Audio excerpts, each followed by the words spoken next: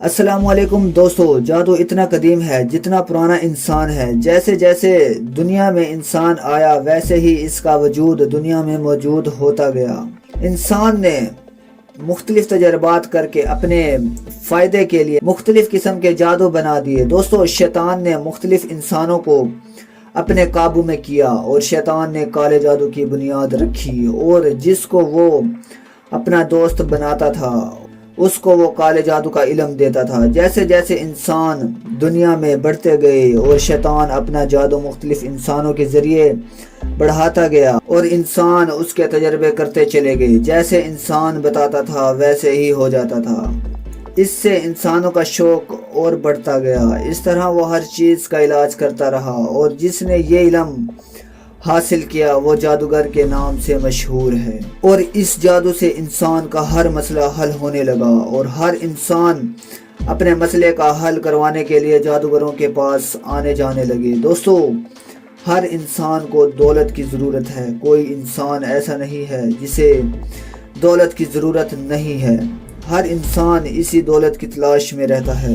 دوستو، اسی طرح جادوگر کو بھی دولت کی ضرورت ہوتی ہے۔ انہوں نے بھی دولت کو حاصل کرنے کے لیے لوگوں کے کام کرنا شروع کر دیے۔ لوگوں کے کام کرتے ہیں اور پیسے لیتے ہیں اپنی ضرورت کے مطابق، کیونکہ دوستو جادو کرنے کے لیے بے بہا محنت کرنی پڑتی ہے۔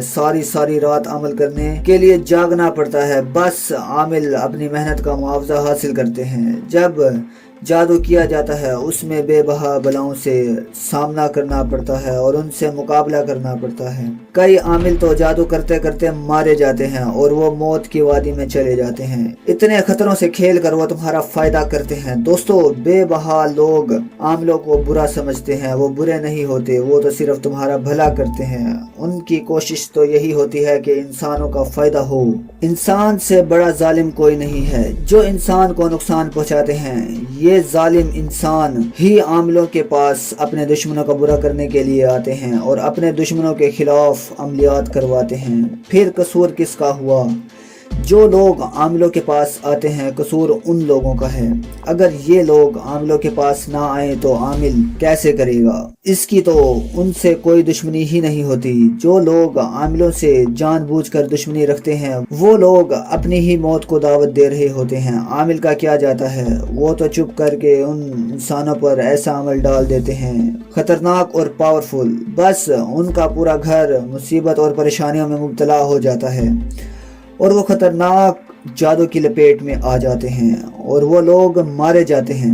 عامل کے پاس خطرناک عمل ہوتے ہیں، بس وہ چلا دیتا ہے اپنے مخالفوں کے اوپر۔ ان لوگوں کو پتہ ہی نہیں چلتا کہ ان کا سفر موت کی طرف روانہ ہو جاتا ہے۔ آخر جادو ان کو کھا جاتا ہے اور وہ مر جاتے ہیں۔ جو عامل کے مخالف ہوتے ہیں، عامل ان کے پیچھے ایک جن چھوڑ دیتا ہے۔ وہ جو بھی اس عامل کے خلاف منصوبہ بنا رہے ہوتے ہیں وہ جن عامل کو بتا دیتا ہے۔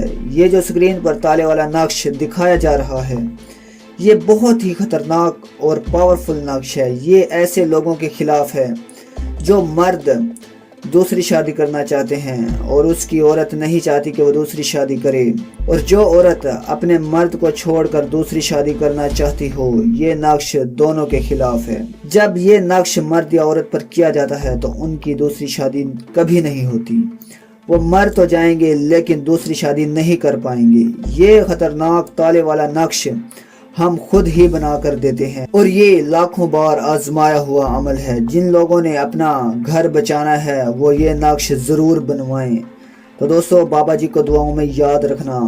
تو ہمارے چینل سامری جادوگر کی دنیا کو ضرور سبسکرائب کریں اور بیل آئیکن لازمی دبائیں تاکہ آنے والی ویڈیوز آپ تک پہنچتی رہیں۔